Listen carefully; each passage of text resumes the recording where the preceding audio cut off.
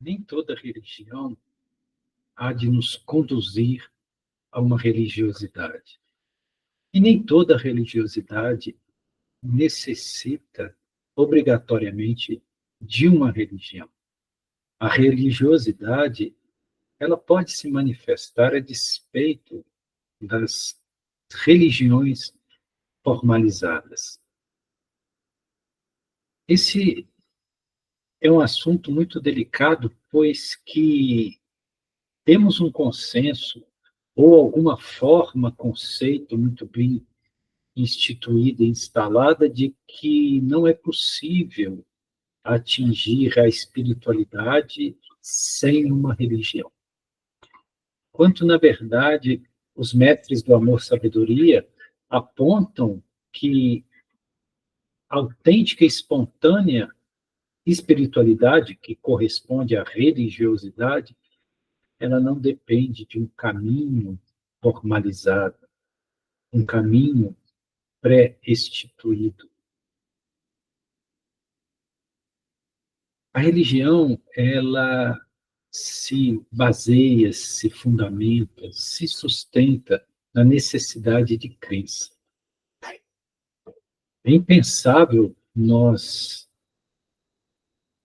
concebermos qualquer uma das religiões existentes sem que por trás exista um arcabouço de crenças.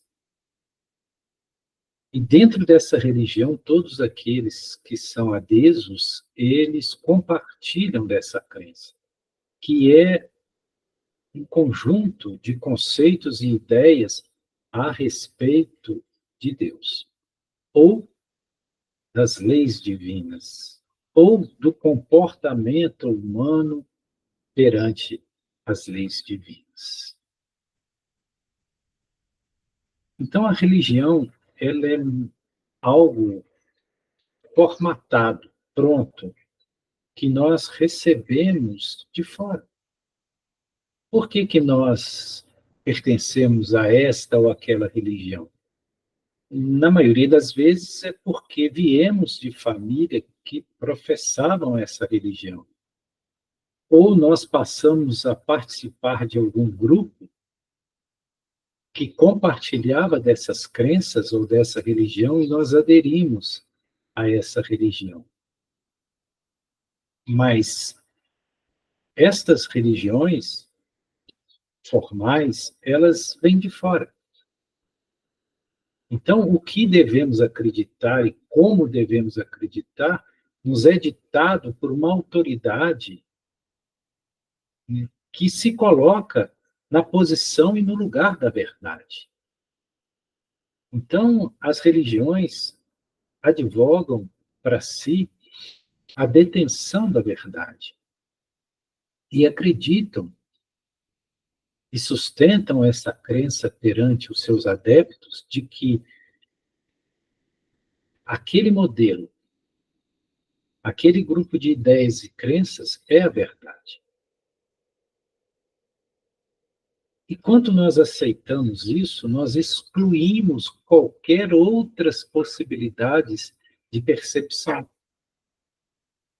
Porque nós ficamos presos àquela ideia formatada que nos descreve a realidade ou a verdade a partir daqueles parâmetros muito bem delimitados. Logo, nós só conseguimos ver através destas lentes.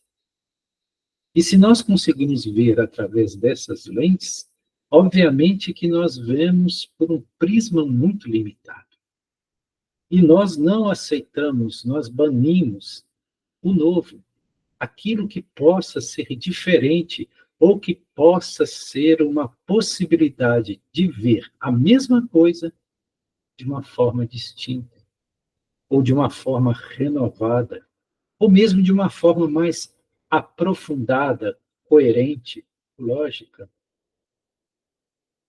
Então, de fato, a religião, como aqui coloca o Bhagavan, ela é como uma estrela. Ela é uma luz isolada entre muitas luzes possíveis. Então, a religião, ela tende a ser fragmentada, ela tende a ser fechada, ela tende a se limitar ao próprio brilho. E nós podemos julgar os méritos desse brilho, mas que não ultrapassa esses limites que ela mesma se coloca. Já a religiosidade, como diz Bhagavan, é todo o céu estrelado, no sentido de que o homem de religiosidade, e não de religião, ele é inclusivo, ele olha para todas as coisas, ele traz para si todos os brilhos do céu, todas as luzes do céu, todas as estrelas, né? E consegue dialogar com todas elas, porque ele não está preso a um conceito de verdade, porque ele busca ser a verdade daquilo que ele é, e com isso ele se outorga uma grande liberdade para ver por muitos ângulos, para perceber diferentes matizes. Então, de fato, a religiosidade é um céu estrelado, justo por ser inclusivo, ao contrário das religiões que tendem a ser exclusivas, elas excluem tudo aquilo que não diz exatamente o que elas pensam. E com isso as religiões tendem a uma ortodoxia, tendem a um pensamento rígido, a uma visão rígida, não flexível, que pode gerar, obviamente, um processo de fanatização.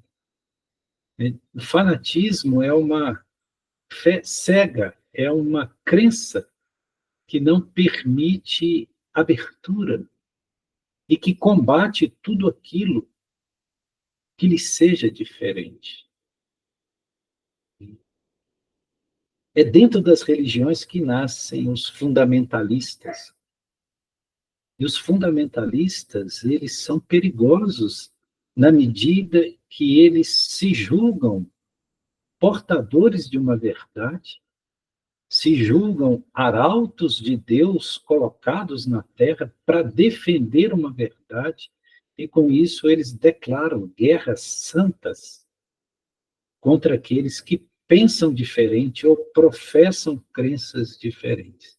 E assim se tornam belicosos, se tornam exatamente o contrário daquilo que toda religião deveria promover, que é o amor fraterno, a aceitação das pessoas como elas são,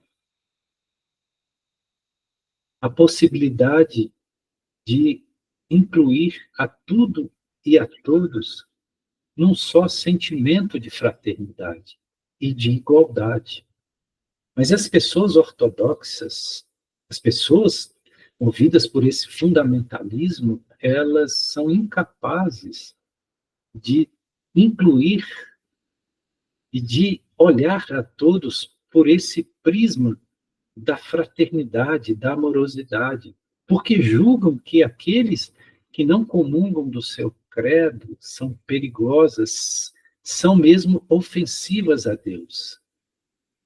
E eles combatem essas pessoas em nome de Deus.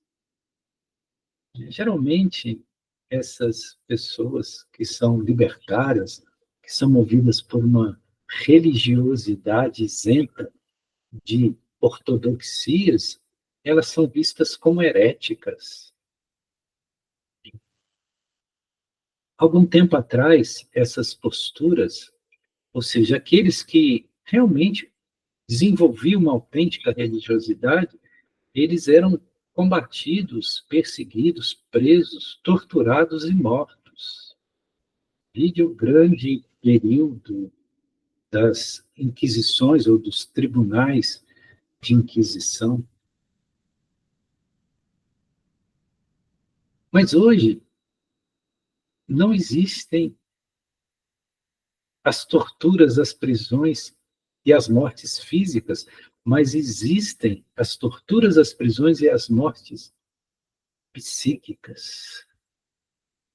Essas pessoas imbuídas destas verdades absolutas, se achando guerreiras de Deus colocadas na terra, elas destroem, elas matam, elas torturam de forma muito sutil, pela exclusão, pela condenação, pelo julgamento, pela discriminação, pela não aceitação da diferença. E usam textos sagrados, ditos como sagrados, né? A fundamentação de escrituras para justificarem os seus atos e suas condutas, o que é terrivelmente perigoso.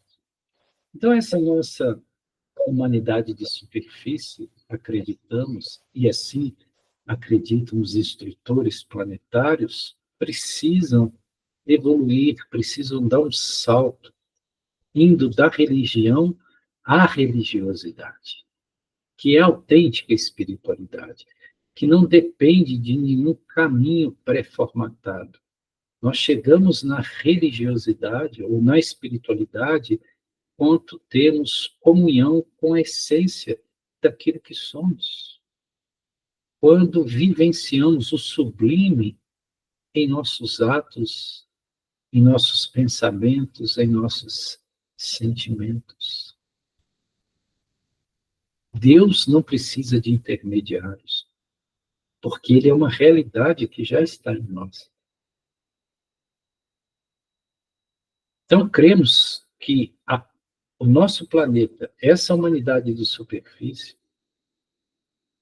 assim como outras humanidades chegaram a esse estágio mais evoluído, mais sublimado, e abdicaram dessas diferenças ideológicas, porque entenderam que a verdadeira espiritualidade se dá no próprio ser, no íntimo de cada um, que é uma conquista pessoal e que ela não depende de nenhuma instituição que venha legitimar esse estado consciencial que ela experiencia naturalmente. Então, o institucionalismo religioso ainda é algo de humanidades não muito evoluídas. Se nós pudéssemos ter contato com alguns irmãos vindos de outras humanidades mais evoluídas, humanidades que transcenderam essa condição ego-personal, que transcenderam esse estado de ignorância, estes seres dessas humanidades, com certeza, eles não professam nenhuma religião formal. Porque toda vez que você diz que é alguma coisa, algum desses ismos, seja qual for esse ismo, né, você elimina a possibilidade de ser todas as outras coisas.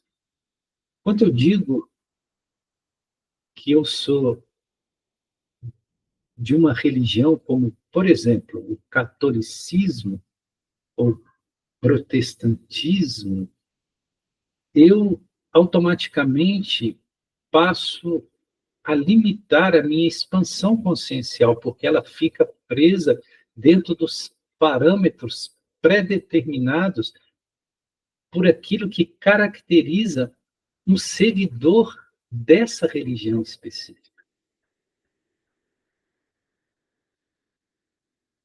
Então, eu não tenho um livre pensar, um livre perceber, e sim um pensar condicionado e um perceber condicionado, todo ele mediado por essas balizes, por essas diretrizes, né, que determinam e caracterizam